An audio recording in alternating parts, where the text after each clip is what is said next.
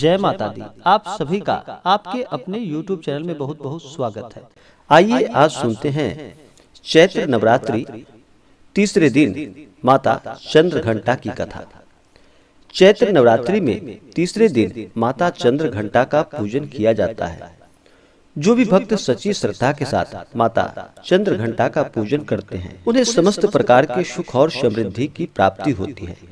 धर्मशास्त्रों में बताया गया है कि माता चंद्रघंटा की उपासना से भक्तों में वीरता और निर्भीकता आती है, साथ ही सौम्यता और विनम्रता का विकास भी होता है। चैत्र नवरात्रि के दौरान माता दुर्गा का पूजन बड़ा ही पुण्यदायक और लाभकारी माना गया है। माता अपने भक्तों की सभी इच्छाओं को पूर्ण करने वाली है। तो आइए जानते हैं माता चंद्रघंटा की कथा के बारे में। तो बोलिए प्रेम से माता चंद्रघंटा की जय।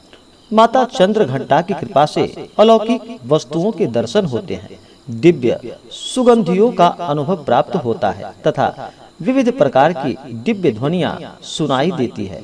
ये क्षण साधक के लिए अत्यंत सावधान रहने के लिए होता है। माँ का यह स्वरूप परम शांतिदायक और कल्याणकारी है। इनके मस्तक में घंटे का आकार का अर्धचंद्र है, इसी कारण से इन्हें चंद्रघंटा देवी कहा जाता है। इनके शरीर का रंग स्वर्ण के समान चमकीला है। इनके 10 हाथ है।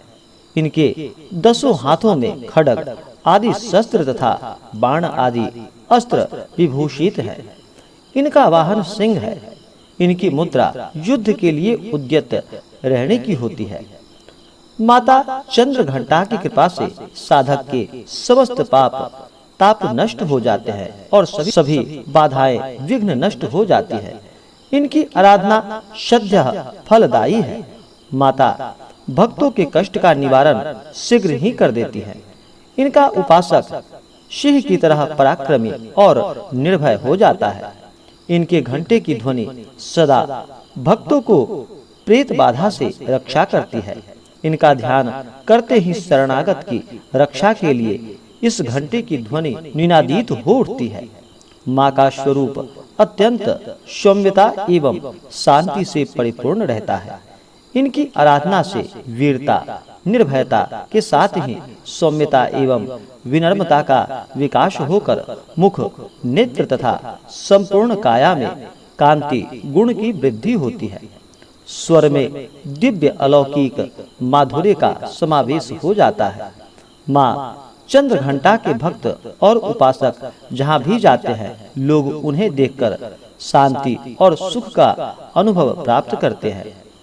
माँ के आराधना से शरीर के दिव्य प्रकाश युक्त परमाणुओं का अदृश्य विकिरण होते रहता है। यह दिव्य क्रिया साधारण चक्षुओं से दिखाई नहीं देती, किंतु साधक और उसके संपर्क में आने वाले लोग इस बात का अनुभव भली भांति कर लेते हैं।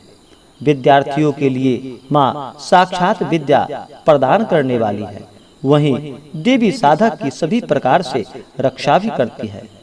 इस दिन चाहिए कि अपने मन वचन कर्म एवं काया को विहित विधि विधान के अनुसार पूर्णतः परिशुद्ध एवं पवित्र करके माता चंद्रघंटा के शरणागत होकर उनकी उपासना आराधना में तत्पर हो जाए। इनकी उपासना से हम समस्त सांसारिक कष्टों से विमुक्त होकर सहज ही परम पद के अधिकारी बन सकते हैं। हमें निरंतर उनकी पवित्र विग्रहों को ध्यान में रखते हुए साधना की ओर अग्रसर होने का प्रयत्न करना चाहिए। उनका ध्यान हमारे इहलोक और परलोक दोनों के लिए परम कल्याणकारी और सद्गति देने वाला है। प्रत्येक सर्वसाधारण के लिए आराधना योग्य यह बड़ा ही सुंदर श्लोक सरल और स्पष्ट बताया गया है, जो कि माता जगदम्बे की भक्ति पाने के लिए इसे कंठस्थ कर नवरात्रि में तृतीय दिन इसका जप करना चाहिए। इससे माता चंद्रघंटा प्रसन्न हो जाती है। माता चंद्रघंटा को नारंगी रंग अति प्रिय है। भक्त को जहाँ तक संभव हो सके पूजन के समय सूर्य के आभा के समान रंग के वस्त्र को धारण करना चाहिए। इस दिन या देवी सर्वभूतेषु माँ चंद्रघंटा रूपेण संस्थिता नमस्तस्यै नमस्तस्यै नमस्तस्यै नमो नमः। इस मंत्र का जप करना चाहिए। इसका अर्थ कि हे माँ सर्वत्र विराजमान और चंद्रघंटा के रूप में प्रसिद्ध अम्बे, आपको मेरा बार बार प्रणाम है, या मैं आपको बारंबार प्रणाम करता हूँ। हे माँ मुझे सब पापों से मुक्ति प्रदान करे। इस दिन सावली रंग की ऐसी विवाहित महिला जिनके चेहरे पर तेज हो, उनको बुलाकर उनका पूजन करना चाहिए। भोजन में दही और हलवा खिलाना चाहिए और फिर भेंट में कलश और मंदिर की घंटी भी भेंट करनी चाहिए। इससे भी माता प्रसन्न होती है।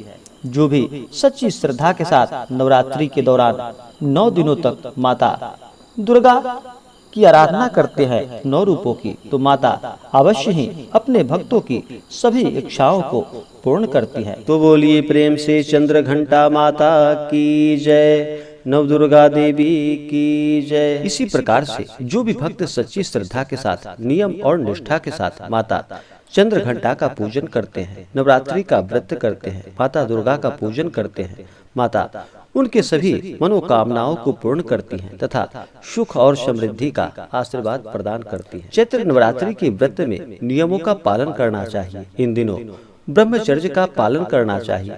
किसी के ऊपर बिल्कुल भी क्रोध नहीं करनी चाहिए। शुद्ध और सात्विकता का पालन करना चाहिए। तामसिक वस्तुओं का प्रयोग बिल्कुल भी नहीं करनी चाहिए। अपने से बड़ों का सदा ही आदर और सम्मान करना चाहिए। नवरात्रि के व्रत में महिलाओं का कभी भी अपमान नहीं करना चाहिए। कुमारी कन्याओं का अनादर नहीं करना चाहिए।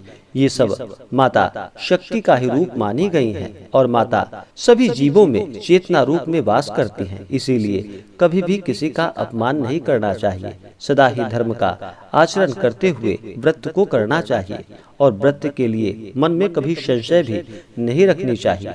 श्रद्धा, भक्ति, भाव और विश्वास के साथ व्रत को करना चाहिए और पूजन करना चाहिए।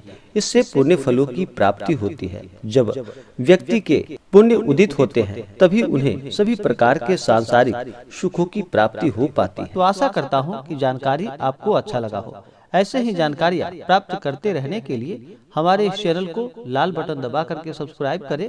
साथ में बेल आइकन घंटी को दबाना न भूलें ताकि मेरे वीडियो का नोटिफिकेशन आपको समय से मिलता रहे। वीडियो को लाइक करें, शेयर करें। जय माता दी। धन्यवाद।